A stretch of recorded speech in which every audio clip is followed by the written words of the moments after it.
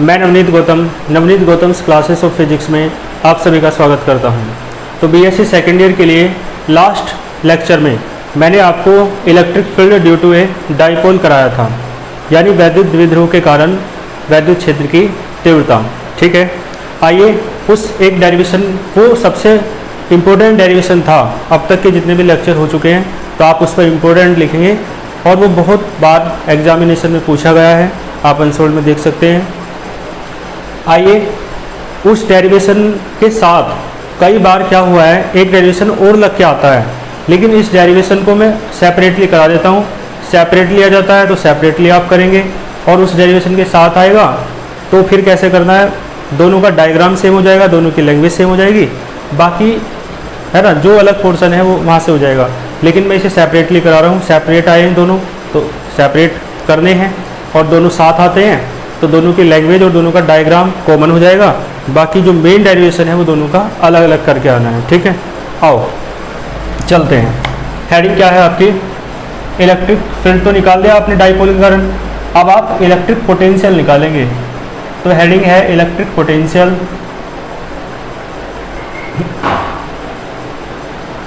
Clear है, electric potential due to किसके कारण, द्विध्रुव के कारण, तो एन वैद्युत द्विध्रुव के कारण, एन इलेक्ट्रिक डाइपोल। क्लियर है, electric potential due to an electric dipole, यानी वैद्युत द्विध्रुव के कारण वैद्युत विभव, इसे क्या कहते हैं, वैद्युत विभव। ठीक है, चलो देखो डायग्राम इसका दोबारा समझ लो। उस लास्ट डेरिवेशन में तो मैंने बनाया ही था, यहाँ मैं दोबारा बता देता हूँ। आपको पता है डाइपोल लेने है ना, तो डाइपोल में दो पोल होते हैं, एक माइनस का होता है एक प्लस का होता है। तो एक पोल ये रहा है ना, और दूसरा पोल आपका ये रहा, ये माइनस क्यू और दूसरा प्लस क्यू, और इनके सेंटर वो इनके जो है ना पोजीशन वेक्टर यानी स्थिति सदिश आपको देखने हैं, तो कहाँ से मिलाना पड़ेगा, ओरिजिन से मिलाना पड़ेगा, ओरिजिन से यानी जो ओरिजिन यानी मूल बिंदु, इस इनके जो स्थिति सदिश है वो मूल बिंदु के सापेक्ष कितने हैं ये देखेंगे। ठीक है, यानी position vector with respect to centre of mass. तो ये तो माइनस क्यू है और ये क्या है आपका प्लस क्यू है, और ऐसे आप मिला देंगे इस तरीके से। ठीक है जी, चलो। और आपको पता है डाइपोल की जो लेंथ है वो मैंने कितनी ली थी, वेक्टर एल। तो इसका जो पोजीशन वेक्टर है आप मान लो कितना है, वेक्टर आर डैश। ठीक है, और बिंदु P, पॉइंट P वो है जिस पर आपको क्या निकालना है, इलेक्ट्रिक पोटेंशियल यानी वैद्युत विभव निकालना है। तो आप ऐसे भी मिला देंगे और इसे ऐसे भी मिला देंगे। ठीक है, और इसे यहाँ भी मिला दो। जो पॉइंट P का है पोजीशन वेक्टर ओरिजिन के रेस्पेक्ट में वो वेक्टर R मान लो। ठीक है, बात समझ आ रही है, ऐसे ही आपने माना था। और इसे बिंदु A मान लो और इसे पॉइंट B मान लो। ठीक है जी, अब आप एक बार बताओ, पॉइंट A का है पोजीशन वेक्टर तो एरो A की तरफ लगेगा, पॉइंट P का है पोजीशन वेक्टर तो एरो P की तरफ लगेगा। ठीक है, और इसमें तो माइनस से प्लस की ओर लग रहा है। L क्या है, माइनस क्यू और प्लस क्यू के बीच की डिस्टेंस है, यानी लेंथ ऑफ द डाइपोल है। अब देखो ये तो आपको पता है, ये नहीं पता, ये नहीं पता, ये नहीं पता। तो मैंने बताया था vector triangle law, last derivation में मैंने आपको सिखाया था वेक्टर ट्रायंगल लॉ, लेकिन मैं सेपरेटली इसे चूँकि करा रहा हूँ और डेरिवेशन ऐसा था कि एकदम से समझ में भी नहीं आएगा वो जो पहले वाला था, तो इसलिए मैं दोबारा करा रहा हूँ। ठीक है, इसका डायग्राम भी दोबारा बनाया और इसका जो पोजीशन वेक्टर्स निकालेंगे जो 3 बचे हुए हैं उन्हें भी दोबारा देख लीजिए आप, और फिर तब आगे चलेंगे। ठीक है, देखो ध्यान से। तो मैंने आपको एक लॉ बताया था वेक्टर ट्रायंगल लॉ, तो फ्रॉम वेक्टर ट्रायंगल लॉ, जिसे आप हिंदी में कहते हैं सदिश त्रिभुज नियम से, वेक्टर ट्रायंगल लॉ। देखो इसमें क्या होता है, सबसे पहले आप इसे लगाओ, इस वाले में लगा लो, है ना, OAP। तो in triangle OAP we have, triangle OAP में देखो आपको निकालना है ये वाला। तो देखो मैंने बताया था ये क्या होता है, मान लो आपको P पर जाना है तो आप डायरेक्ट O से P पे जा सकते हो, एक रास्ता तो आपके पास ये है कि डायरेक्ट ओ से कहाँ चले जाओ, पी पर, और एक रास्ता है ओ से ए पर जाओ और फिर ए से पी पर जाओ, है ना, पी पे जाना है। तो एक रास्ता तो ये है डायरेक्ट ओ से पी पे चले जाओ, दूसरा रास्ता है ओ से कहाँ जाओ, ए पर, यानी वेक्टर ओ ए, और प्लस ए से कहाँ जाओ, पी पर, वेक्टर ए पी। ठीक है जी। तो वेक्टर ओ पी कितना है vector O P vector r है, वेक्टर ओ पी कितना है, vector r. Vector O A कितना है, वेक्टर आर डैश, और वेक्टर ए पी कितना है, ये तो निकालना है आपको। तो वेक्टर ए पी आया आपका कितना, vector r minus vector r dash. ठीक है, आपको ए पी की भी आवश्यकता पड़ेगी, तो देखो ए पी निकाल लेते हैं। आपको पता है एक फॉर्मूला, किसी भी वेक्टर का मॉडुलस ले दिया जाता है, परिमाण ले दिया जाता है, तो वेक्टर हट जाता है, क्योंकि परिमाण में वेक्टर नहीं होता, मैग्नीट्यूड में, है ना। तो आप वेक्टर यहाँ लगा रहे हैं, तो ए पी का मान रख दो, vector r minus vector r dash. ठीक है जी। इसी प्रकार देखो लास्ट डेरिवेशन में मैंने आपकी ये भी निकाल के बता दी थी, लेकिन मुझे इस देखा मैंने कि इसकी अब ज़रूरत नहीं है ना, केवल ज़रूरत एक तो इसकी है और एक इसकी है, तो ये निकाल दो, है ना, इसकी ज़रूरत नहीं पड़ेगी तो इसे रहने दो। तो वहाँ भी आप चाहो तो छोड़ सकते हो, है ना, इससे पहले वाले डायरेक्शन में। तो ये कितना आ गया, वेक्टर ए पी, ये आ गया, इसे लिख लो आप, कितना आया, vector r minus vector A P, है ना, ये रहा, माइनस वेक्टर आर डैश। ठीक है जी। और अब ये निकाल लो, तो कौन सा ट्रायंगल लेना पड़ेगा, ए बी पी। तो in triangle A B P we have, अब देखो आप क्या करेंगे, आपको मान लो पी पर जाना है, तो ए से, एक रास्ता तो ये है, ए से डायरेक्ट कहाँ चले जाओ, पी पर चले जाओ, और एक रास्ता है ए से बी पर जाओ पहले, और बी से फिर कहाँ जाओ, पी पर, दो रास्ते हैं।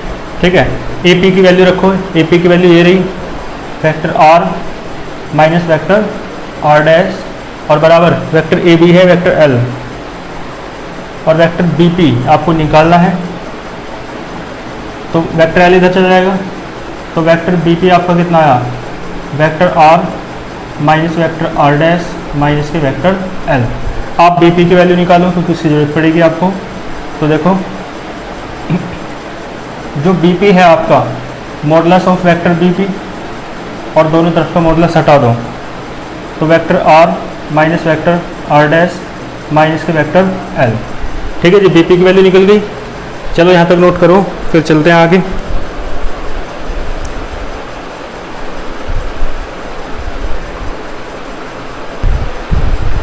ठीक है जी, कर लिया होगा नोट, बाकी स्क्रीनशॉट ले लीजिए। और इतना तो देखो मैंने आपको अभी तक वही कराया है जो लास्ट डायरेक्शन में भी कराया था। ठीक है, क्योंकि अब देखो इसकी मतलब डायग्राम, इसकी लैंग्वेज और यहाँ तक का बिल्कुल सेम है, बिल्कुल पहले डेरिवेशन की तरह। ठीक है, तो दोनों डेरिवेशन यदि एक साथ आते हैं तो ये चीज़ आपको दोनों डेरिवेशन में डबल नहीं करनी, ये डायग्राम, लैंग्वेज और ये केवल एक बार करना है, और फिर वो डेरिवेशन करना है वो, और फिर वो कर देना है जो मैं अब कराऊंगा। तो इस तरीके से क्वेश्चन आया हुआ है। और साथ में एक बात और देखें आप, यदि दोनों आ जाते हैं तो बता दिया है, और यदि एक आता है तो फिर तो मैं एक के हिसाब से तो करा ही रहा हूँ। यदि ये आता है तो ये वीडियो में जो करा रहा हूँ वो करना है, और वो आया है तो उस वीडियो में जो कराया है तो वो करना है। ठीक है, इससे पहले वाले डायरेक्शन की बात कर रहा हूँ। तो यहाँ तक आप, है ना, नोट कर लेंगे। चलो लैंग्वेज मैं बता चुका हूँ, इसकी क्या लिखनी है मैं एक बार बोल देता हूँ। लेट अस कंसिडर, क्या है, an electric dipole of charges minus q and plus q and length l. ठीक है, let p be the point at, देखो ध्यान देना, let p be the point, p point है, at which we will find out electric potential, जिस पर आपको वैद्युत विभव ज्ञात करना है। इसके बाद देखो, let the position vector of minus q charge is vector r dash and the position vector of point P is vector r. बस इतना ही। देन फ्रॉम वेक्टर ट्रायंगल, यहाँ तक नोट कर देना है। सबसे पहले डायग्राम, फिर लैंग्वेज जो मैंने बोली वो, और फिर ये। ठीक है, चलते हैं आगे। तो देखो अब मुझे क्या करना है, आपको पोटेंशियल निकालना है। तो देखो मैं पोटेंशियल निकाल लेता हूँ, है ना। तो मैं थोड़ा रफ कर देता हूँ इसे। तो काफ़ी जगह की ज़रूरत पड़ेगी, तो मैं अब हेडिंग भी रफ कर रहा हूँ, ठीक है। और इसी फिजिक्स को भी, तो आपको निकालना क्या है, पोटेंशियल, ठीक है जी। तो लिखते हैं देन इलेक्ट्रिक पोटेंशियल,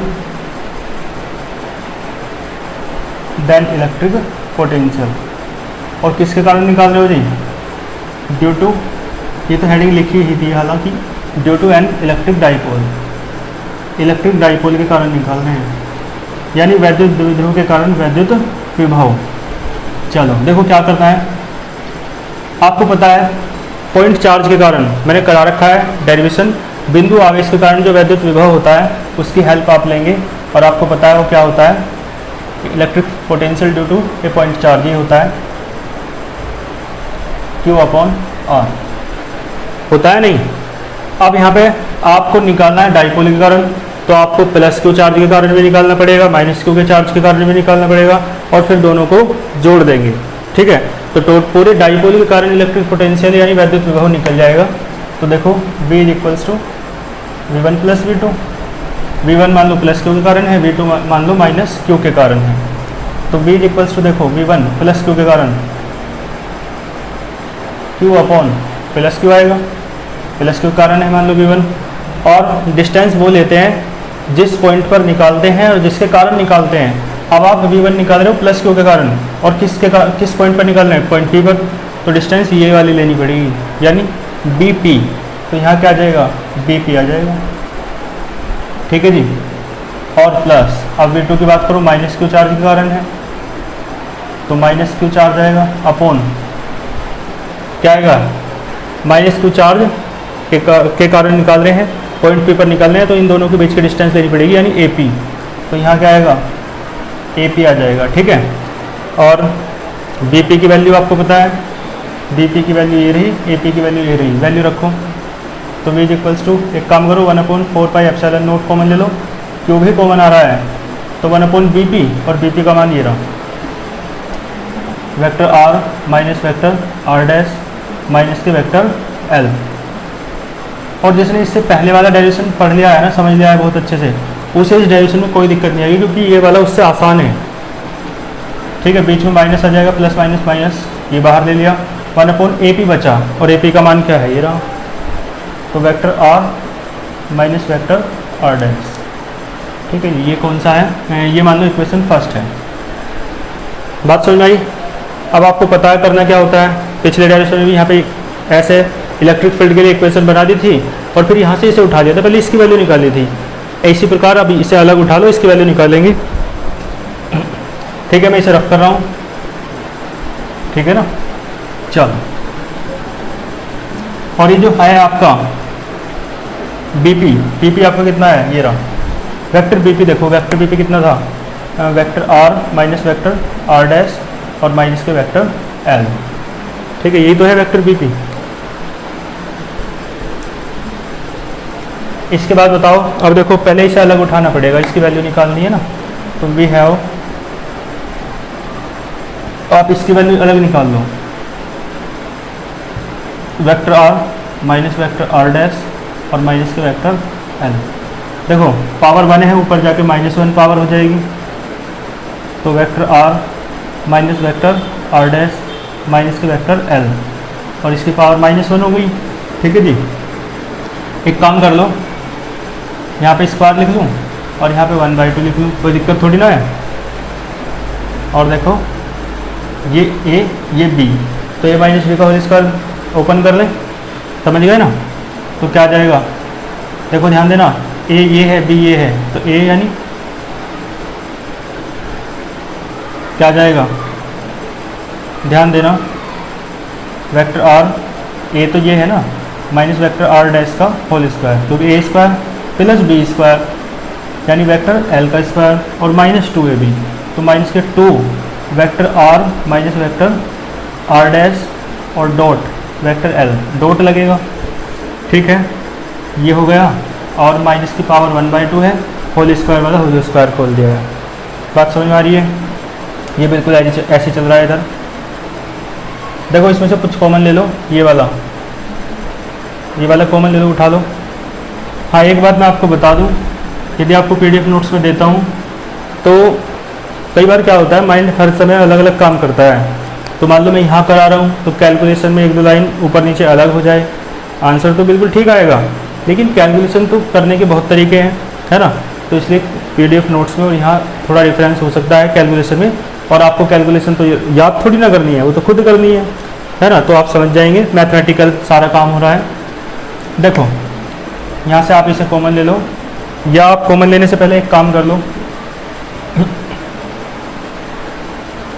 आपको एक बात पता है, साइड में लिख देता हूँ मैं। देखो किसी भी वेक्टर का जो स्क्वायर होता है ना, किसी भी वेक्टर का स्क्वायर वो उसके मॉडुलस के स्क्वायर के बराबर होता है। ये फॉर्मूला पढ़ा है आपने, 11वीं क्लास में था ये। किसी भी वेक्टर का स्क्वायर कर लो या उसके मॉडुलस का स्क्वायर कर लो तो कैसा हो जाता है, दिख रहा है? अब देखेगा, ठीक है जी, सब दिख रहा है। चलो तो किसी भी वेक्टर का स्क्वायर क्या है, उसके मॉडुलस के स्क्वायर के बराबर होता है। तो देखिए ये वेक्टर तो है, तो इसके मॉडुलस का स्क्वायर हो जाएगा, तो मॉडुलस का स्क्वायर, ठीक है। और यहाँ देखो वेक्टर का स्क्वायर मॉडुलस के स्क्वायर के बराबर, है ना। और हाँ एक पूरा फॉर्मूला ये है, बराबर ए स्क्वायर हो जाएगा नहीं, क्योंकि मॉडुलस लगाते हैं तो स्क्वायर वो वेक्टर हट जाता है। तो इसी प्रकार यहाँ पे मॉडुलस लगा दिया, यहाँ भी मॉडुलस लगा दो, और यहाँ बीच में क्या है, माइनस है, ये बिल्कुल एज इट इज लिखो, वेक्टर 2r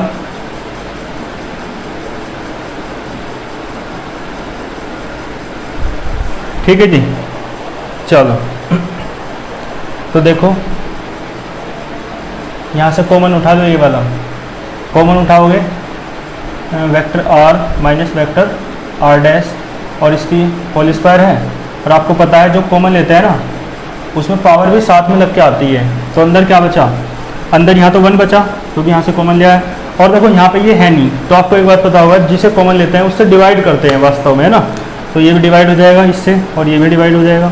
तो ये देखो मॉडुलस का स्क्वायर हट, वो मॉडुलस हट जाएगा, तो एल स्क्वायर अपॉन, ये सारा अपॉन में आ जाएगा। तो vector r minus vector r dash modulus, है ना, और इसका क्या है, होल स्क्वायर। अपॉन में देखो माइनस के 2 vector r minus vector r dash और डॉट वेक्टर l, और अपॉन में क्या आएगा, vector r minus vector r dash और इसका क्या है, होल स्क्वायर। और पावर कितनी है, माइनस की 1/2, ठीक है जी। इधर देखो एज इट इज रखो, और ये देखो 2 से 2 कट जाएगा, तो ये बचेगा मॉडुलस ऑफ, क्या बचा, modulus of vector r minus vector r dash, और इसकी पावर है -1। देखो ये 0 के बराबर हो जाएगा। क्यों हो जाएगा, मैं आपको बता देता हूँ, साइड में लिख के। एक बार बताओ, l जो है डिस्टेंस बहुत छोटी है, देख लो बहुत छोटी तो है, डाईपोल ज़्यादा बड़ा थोड़ा ना होता है। तो डाईपोल की बीच की लेंथ है, मतलब डाईपोल के चार्जेस के बीच की डिस्टेंस है या डाईपोल की लेंथ है, एक ही बात है।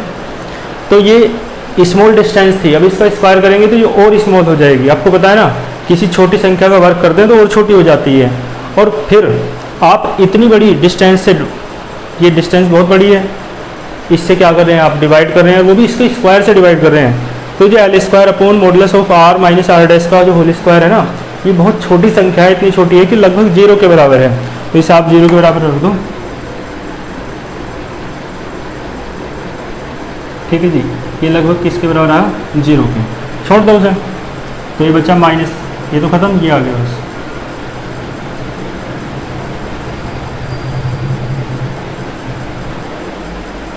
अपॉन में क्या आएगा, vector r minus vector r dash और इसका होल स्क्वायर। पावर कितनी है, माइनस की 1/2, ठीक है जी। तो मुझे लगता है इसके डायग्राम की तो कोई ज़रूरत नहीं है, तो मैं इसे रफ कर देता हूँ, ठीक है। देखो चीज़ों को इतनी बार आप कर लो रिपीट, लिख लिख करके देखो कि वो चीज़ें आसान होने लगे। पता कठिन कोई चीज़ कब तक रहती है, जब तक वो कई बार हाथों में से नहीं निकल जाती। तो आप एक रेडिएशन को कई कई बार कर करके देखोगे ना, लिख लिख के देखोगे, बहुत आसान हो जाएगा आपके लिए। ठीक है, टीचर्स के लिए इसलिए तो आसान हो जाता है सब कुछ, क्यों? क्योंकि एक ही चीज़ को बार बार पढ़ाते हैं, बार बार पढ़ाते हैं, आसान हो जाता है। इसी प्रकार आप भी एक चीज़ को बार बार पढ़ोगे, आसान हो जाएगा। ठीक है, चाहे कितना ही कठिन क्यों ना हो। देखो इसमें कौन सी थ्योरम लगाएंगे, आपने एक थ्योरम का नाम सुना होगा, बायनोमियल थ्योरम, जिसे द्विपद प्रमेय कहते हैं। जो घात है वो गुना में आ जाती है। तो देखो इसके बाद इधर से आओ, ये इधर बराबर ऐसे चल रहा है ये वाला, तो देखो क्या है कि पावर -1 है, इसे ऐसे लिख लूँ, ऐसे लिख लूँ, चलो अपोन में आ गया ना। इसमें बायनोमियल थ्योरम लगा दो, माइनस माइनस प्लस हो जाएगा, घात गुना में आएगी तो, और 2 से 2 कट जाएगा तो बचेगा ये सिर्फ, और अपोन में क्या है, vector r minus vector r dash का होल स्क्वायर। ठीक है जी, यही तो बचा। और साइड में आप लिख दो फ्रॉम साइड में लिखना from binomial theorem. Binomial theorem देखो मैं आपको बता ही दूँ क्या होती है। 1 + x की होल पावर n है, तो n जो पावर है ना मल्टीप्लाई में जाती है, और प्लस आगे चलता है, वैसे हायर पावर आती है फिर, लेकिन हम फिलहाल सिर्फ 2 टर्म तक इसे कंसिडर कर रहे हैं। तो ये होता है, पावर कहाँ जाती है, मल्टीप्लाई में। ये लगा दिया, साइड में लिखना है। आओ, तो ये जो वैल्यू आई आपकी, ये वैल्यू आप कहाँ रख देंगे, पुट इन इक्वेशन फर्स्ट। अब इसकी वैल्यू निकालनी थी ना, तो इसकी तो निकाल तो दी, ये आ गई है, इसे फर्स्ट में रख दो दोबारा, फर्स्ट ये रही। तो देखो फर्स्ट इम्प्लाइज, देखो v निकालना था, तो v बराबर क्या है, 1/4 पाई एप्सिलॉन नॉट, और q बाहर है। देखो इसकी वैल्यू रखो, ये वाली है, ठीक है ना। और ब्रैकेट में ये है, तो बड़ा ब्रैकेट तो लगा लिया, मंझला ब्रैकेट लगा लो। ये मुझसे आज तक बनाना नहीं आया, कैसे बनता है ये, इस प्रकार से बनता है ना। चलो, तो मंझली ब्रैकेट यानी कर्ली ब्रैकेट लगाने के बाद ये लिखो 1 + vector r minus vector r dash और डॉट वेक्टर एल, और अपोन में क्या आएगा, modulus of vector r minus vector r dash और इसका होल स्क्वायर, मंझला ब्रैकेट बंद। देखो यहाँ फिर नहीं बना है ना, तो कैसे बनाते हैं, इस प्रकार से। ठीक है जी, ये वैल्यू रख दी आपने, ये जो इसकी वैल्यू थी आपने यहाँ पे रख दी है, और माइनस में ये बचा आ गया है ना, माइनस के क्या बचा, vector modulus of vector r minus vector r dash. ठीक है, मॉडुलस बंद हुआ, और ये सारा ब्रैकेट बंद कर देते हैं इस प्रकार। ठीक है ना, क्लियर है। तो चलो है ना, उधर का आप स्क्रीनशॉट ले लो, यहाँ तक का मैं हट जाता हूँ, बाकी आप नोट करते चला करो रफली भी, इसकी अब मुझे कोई ज़रूरत नहीं है। तो देखो अब इसकी कैलकुलेशन करनी है बस हमें ना, मल्टीप्लाई कर लो इनकी, मल्टीप्लाई करके जो कटेगा कट जाएगा, जो बचेगा बच जाएगा, आपका पोटेंशियल निकल जाएगा। ठीक है, देखो मल्टीप्लाई कर लो, v = 1/4 पाई एप्सिलॉन नॉट, और q बाहर रहेगा। देखो मल्टीप्लाई करोगे इसकी 1, यही आ जाएगा 1 में मल्टीप्लाई करोगे तो। ठीक है जी, 1 में मल्टीप्लाई होगी, इसमें करो vector r minus vector r dash dot vector l, 2 power है 1 पावर है, तो कितनी पावर हो गई, 3। ये डैश लगाना मत भूल जाना, गलत हो जाएगा नहीं तो। और अपोन में ये, वो अपोन में करा, माइनस में ये है, बिल्कुल सेम। ठीक है जी, आप देखो ये और ये सेम है, कट गए, जो बचा लिख लो, क्यू के अंदर मल्टीप्लाई कर लो, तो 1/4 पाई एप्सिलॉन नॉट। देखो क्यू को हम लिखेंगे इसके साथ, ये जो है vector l, q into vector l, यहाँ डॉट है, और अपन में क्या, vector r minus vector r dash, और इसकी पावर क्या है, 3। ठीक है जी, अब बताओ क्यू इंटू वेक्टर एल क्या होता है, क्यू इंटू वेक्टर एल क्या होता है, पता है ना आप लोगों को। देखो क्यू इंटू वेक्टर एल क्या होता है, वेक्टर पी होता है।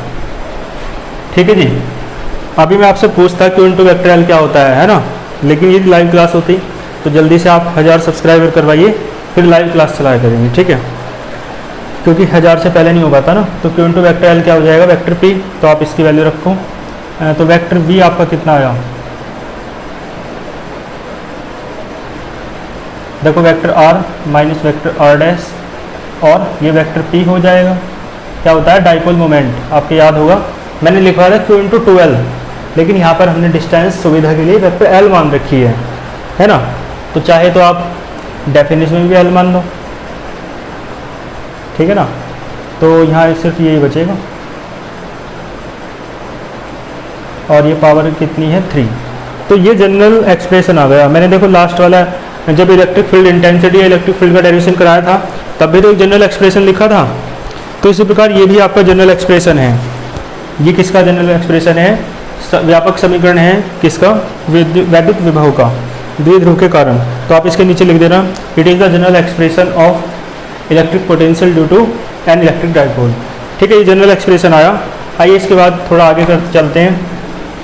तो यहाँ से आप इसके बाद देखो इसके कई एक्सप्रेशन बनेंगे।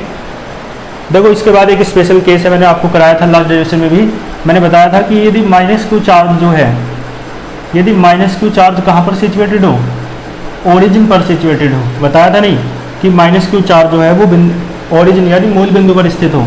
तो if minus q charge is situated at origin, कहाँ सिचुएटेड हो, ओरिजिन पर। तो आपको बताया माइनस क्यू का जो पोजीशन वेक्टर है वो वेक्टर आर डैश है, और यदि वो बिंदु ओ के पास जाएगा तो वेक्टर आर डैश घटता जाएगा, और बिंदु ओ पर ही चला जाएगा तो वेक्टर आर डैश कितना हो जाएगा 0। ये बात मैं पिछले डेरिवेशन में समझा चुका हूँ अच्छे से, इसलिए मैंने यहाँ पे है ना लिख दिया है वेक्टर आर डैश कितना आएगा 0। तो यहाँ पे वेक्टर आर डैश 0 रखो तो वी का एक्सप्रेशन क्या आ जाएगा आपका, देखो ये बचेगा सिर्फ vector R dot vector P और अपोन वेक्टर आर मॉडुलस में, और इसका क्या है पावर 3। वेक्टर आर डैश 0 हो गया। तो ये आपका जो एक्सप्रेशन आया ये आ गया vector R dot vector P, और इसे आप लिख सकते हो आर क्यूब, क्योंकि मैंने बताया है किसी भी वेक्टर पे मॉडुलस लगा रहे हो आप तो वो मॉडुलस लगाते ही वेक्टर हट जाता है, ठीक है ना। तो इसका वेक्टर हट गया तो आर क्यूब बचा बस। तो एक एक्सप्रेशन आपका ये आ गया। और आप जानते हो ए डॉट बी क्या होता है, ए डॉट बी क्या होता है, vector A dot vector B जानते हो ना क्या होता है, ए बी कोस थीटा। तो देखो क्या आ जाएगा, बी बराबर हो जाएगा 1/4 पाई एप्सिलॉन नोट, ये हो जाएगा आर पी कोस थीटा, और अपोन में क्या आएगा आर क्यूब। तो आर की एक पावर कट जाएगी तो बी बराबर क्या आएगा 1/4 pi epsilon naught p cos theta upon r square. ठीक है जी। तो ये तीनों एक्सप्रेशन आपको याद रखनी है ना, तीनों ही आपके इम्पोर्टेंट हैं, और जो लास्ट वाला है वो आपका सबसे इम्पोर्टेंट है। ठीक है, चलो यहाँ तक नोट करो, फिर मैं आगे चलता हूँ। थोड़ा सा वो रह गया है स्पेशल केस, ठीक है। चलो तो देखो एक बात और सुनो, एक बार डेरिवेशन जो है आपका इस प्रकार से भी आया हुआ है कि ये जो है ना इलेक्ट्रिक पोटेंशियल, इसके फॉर्मूले की हेल्प से, जो फॉर्मूला आपने बनाया है प्रूफ किया है उसकी हेल्प से आप इलेक्ट्रिक फील्ड निकालो, इलेक्ट्रिक फील्ड इंटेंसिटी निकालो। तो वो फॉर्मूला कैसे, और फॉर्मूला भी प्रूफ करने को दिया था कि ई बराबर इतना होता है। तो आइए उसे प्रूफ कर लेते हैं। देखो ध्यान देना, इलेक्ट्रिक फील्ड में दो कंपोनेंट होते हैं। थोड़ा सा मैं आपको बता दूं, इलेक्ट्रिक फील्ड में दो कंपोनेंट होते हैं। एक तो होता है आपका इलेक्ट्रिक फील्ड यानी वैद्युत क्षेत्र, एक तो होता है आपका रेडियल कंपोनेंट, ठीक है, रेडियल कंपोनेंट, और एक इसे बोलते हैं हिंदी में त्रिज्य, त्रिज्य घटक,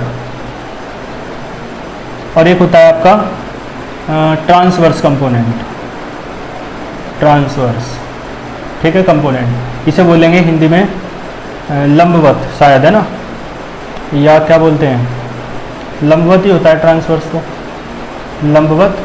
हाँ एक नाम और है लंबवत की जगह अनुप्रस्थ कहते हैं, लंबवत भी कह सकते हैं, अनुप्रस्थ भी कह सकते हैं। तो दो घटक होते हैं, त्रिज्य घटक, अनुप्रस्थ घटक, यानी रेडियल कंपोनेंट, कंपोनेंट है ना, और ट्रांसवर्स कंपोनेंट। तो ध्यान देना, देखो कैसे, जो रेडियल कंपोनेंट है वो तो इस तरीके से होता है, रेडियल का मीन्स यानी एक तरीके से हॉरिजॉन्टल, क्षैतिज, और ट्रांसवर्स लंबवत, अनुप्रस्थ यानी इस तरीके से, ठीक है। तो ये है रेडियल कंपोनेंट यानी ई आर, ठीक है, या इस तरीके से ई आर लिख लो, कैसे लिख लेते हैं, और इसे कहते हैं ट्रांसफर, तो ई थीटा कहते हैं इसे, एक ई आर होता है और एक ई थीटा होता है, ठीक है। और आपको मान लो इन दोनों का परिणामी निकालना है। आपको एक बात तो पता होगा, कोई भी दो वेक्टर होते हैं जो उनका परिणामी होता है उन दोनों के कहीं बीच में होता है, तो इनका जो परिणामी है, रिजल्टेंट है, वो मान लो कितना है, वेक्टर ई। तो इन दोनों का फॉर्मूला होता है, जो रेडियल कंपोनेंट है इलेक्ट्रिक फील्ड का, उसका फॉर्मूला होता है माइनस के del V over del r, ठीक है, रेडियल कंपोनेंट का। और मैं आपको बता दूं, ये चीज़ आपको अलग को नोट करनी है ना, अलग से इन्फॉर्मेशन है। और जो आपका ट्रांसवर्स कंपोनेंट है वो होता है माइनस के 1/r del V over del theta, ठीक है जी। ये दोनों फॉर्मूले आपको याद रखने हैं। चलो, तो देखो हमें ये निकालने के बाद, और हाँ एक बात हो रहा है, इनका परिणामी निकालने का फॉर्मूला है resultant under root E R का स्क्वायर और प्लस ई थीटा का स्क्वायर। तो ये तीनों फॉर्मूले आपके याद होने चाहिए। मैंने बताया है रेडियल कंपोनेंट, ट्रांसवर्स कंपोनेंट और ये रिजल्टेंट यानी कि परिणामी, हिंदी में भी बता दिया है मैंने, तो आप इसे नोट करो।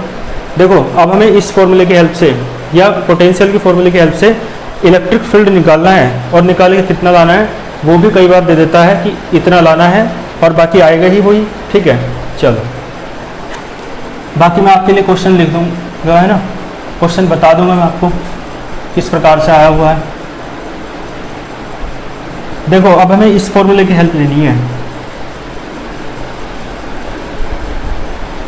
देखो तो ये अलग को नोट कर देना, अलग से इन्फॉर्मेशन है, तो ध्यान देना। देन रेडियल इलेक्ट्रिक फील्ड निकालो पहले, रेडियल कंपोनेंट कह दो चाहे, यानी त्रिज्या घटक, radial component of electric field, electric field. देखो यानी ई आर निकालो। मैंने बताया क्या फॉर्मूला है, माइनस के del V upon del r. Del तो आप जानते होंगे पार्शियल डिफरेंशियल होता है, आंशिक अवकलन बोलते हैं। वी का मान रख दो, वी का मान ये रहा 1/4 pi epsilon naught p cos theta upon r square, ठीक है जी। कैलकुलेट करो। आपको बताया डिफरेंशियल से कांस्टेंट बाहर आ जाते हैं, कांस्टेंट बाहर निकाल लो, है ना।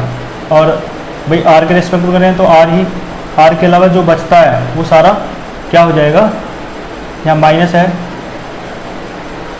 और ये बचेगा आर की पावर -2 हो जाएगा ऊपर जाके। पार्शियल डिफरेंशियल में क्या होता है, जिसके रेस्पेक्ट में करते हैं, पता होगा आपको ये बात, केवल वही वेरिएबल होता है, बाकी सब कांस्टेंट होते हैं, तो कांस्टेंट बाहर निकाल लिए। अब एक बताओ, डिफरेंशियल का तो फॉर्मूला आप जानते ही हो भाई। डिफरेंशियल का फॉर्मूला क्या होता है, d by d x, x to the power n क्या होता है, n x to the power n -1। Differential और पार्शियल डिफरेंशियल में दोनों में फॉर्मूले सेम हैं, बस पार्शियल डिफरेंशियल में जो अलग बात थी मैंने आपको बता दी है। क्या अलग बात होती है, जिसके रेस्पेक्ट में करते हैं ना डिफरेंशियल, केवल वो ही वेरिएबल होता है, बाकी सब कांस्टेंट होते हैं।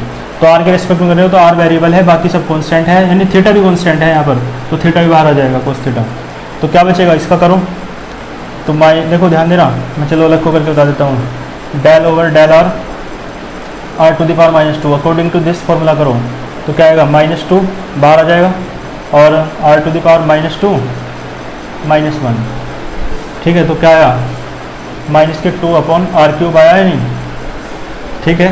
तो -2 अपॉन आर क्यूब अलग को करके दिखा दिया है मैंने। बाकी आपका स्टैंडर्ड अब सेकेंड ईयर का है, तो आप इसे मन में ही करें। देखो माइनस माइनस प्लस हो जाएगा,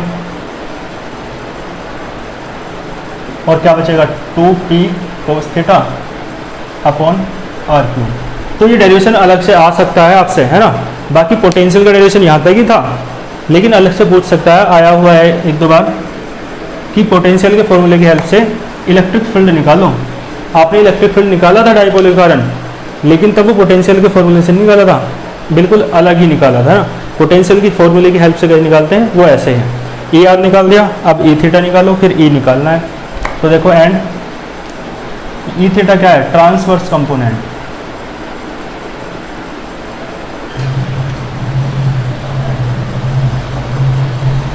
transverse component of electric field, ठीक है जी।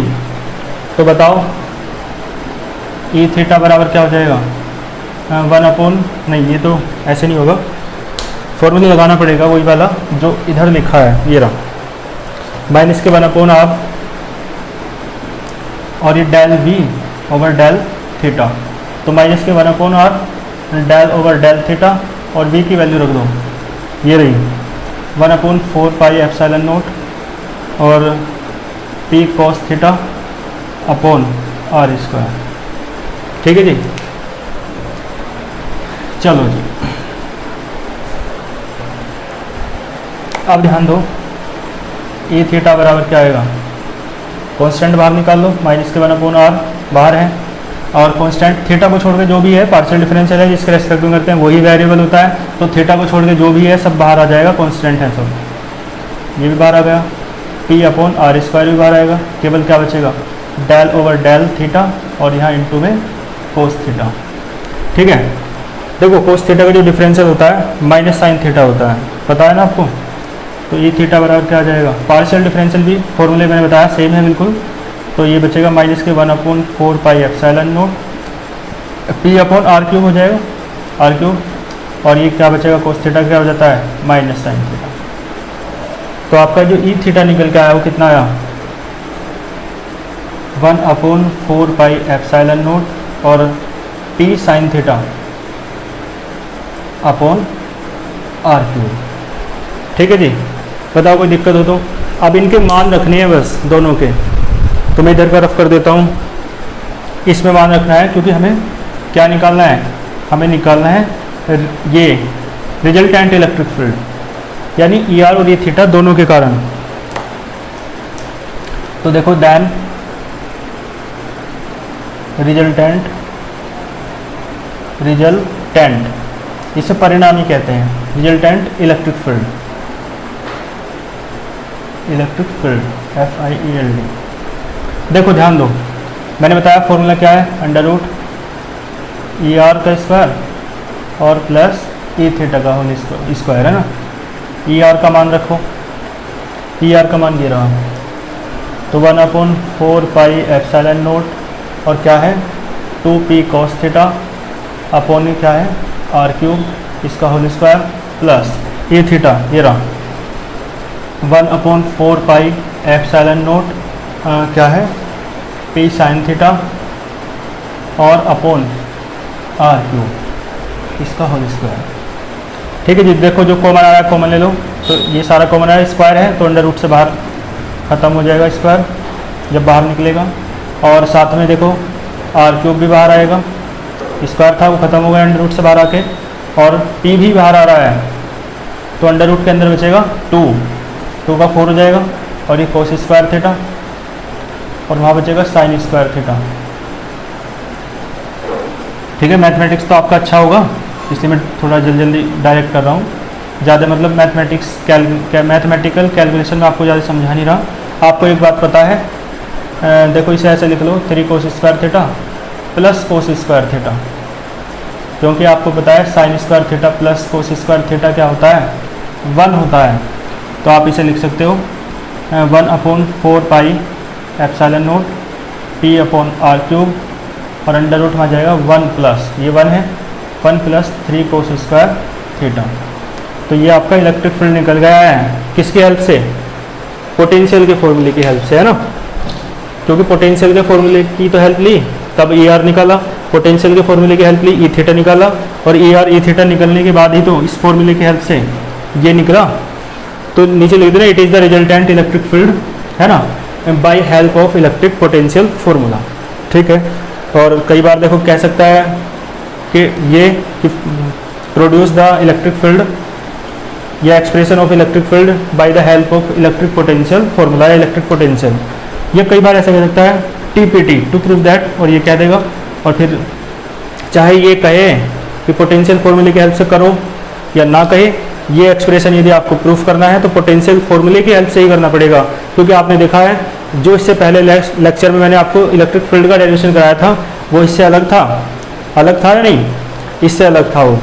ठीक है, तो यदि ये प्रूफ करने के लिए आ जाए तो कहे या ना कहे इलेक्ट्रिक पोटेंशियल वाले फॉर्मूले की हेल्प से ही करना है, और यदि ये प्रूफ करने को नहीं आता है और फिर ये कह देता है कि पोटेंशियल के फॉर्मूले से हेल्प से करो, तो भी ये यहाँ तक करना है आपको, ठीक है। और यदि जनरली कह देता है कि deduce the expression of electric field due to an electric dipole, तब तो आपको वो वाला करना है जो मैंने कराया था इससे पहले वाले लेक्चर में, ठीक है। डाइपोल के कारण नॉर्मली पूछता है तो, ठीक है। और डाइपोल के कारण यदि पूछता है तो आप वो भी कर सकते हो और ये भी कर सकते हो, है ना। कर लेंगे ना। तो ये डेरिवेशन कंप्लीट हुआ, यहाँ तक आप बहुत अच्छे से कर लेंगे, ठीक है। और देखो वीडियो में थोड़ा यदि गैप हो जाता है तो उसका कारण ये है कि समय का थोड़ा अभाव रहता है, तो केवल मैं उन्हीं वीडियो को बनाने का प्रयास करता हूँ जिनकी थोड़ी मांग ज़्यादा होती है, जिस क्लास की, है ना। तो यदि आप सेकेंड ईयर के स्टूडेंट्स को अधिक से अधिक जोड़ेंगे, अपने साथ के स्टूडेंट्स में वीडियो शेयर करेंगे, तो मुझे बनाने के लिए, वीडियो बनाने के लिए क्या है, मोटिवेशन मिलता है, ठीक है। क्योंकि आपको पता है ये एक तरह का निस्वार्थ ही भावना है ना। क्योंकि अभी तो देखो कोई इनकम नहीं है और फ्यूचर में क्या होगा नहीं होगी तो कुछ पता नहीं है, लेकिन फिलहाल, है ना, यदि आपको बहुत अच्छे से पता है समय के अभाव के कारण वीडियो रुक जाती है और आपके स्नेह के कमी के कारण, तो आप यदि स्नेह देंगे अधिक मात्रा में, अपने साथ के विद्यार्थियों को लाएंगे इस प्लेटफॉर्म पर, तो फिर, है ना, आपका सिलेबस जारी रहेगा। आपका स्नेह यदि है तो समझ रहे हो ना। तो यहाँ तक बहुत अच्छे से नोट्स बना के अपना बहुत अच्छे से तैयार कर लेना। फिर मिलते हैं नेक्स्ट लेक्चर में, ठीक है। All the very best.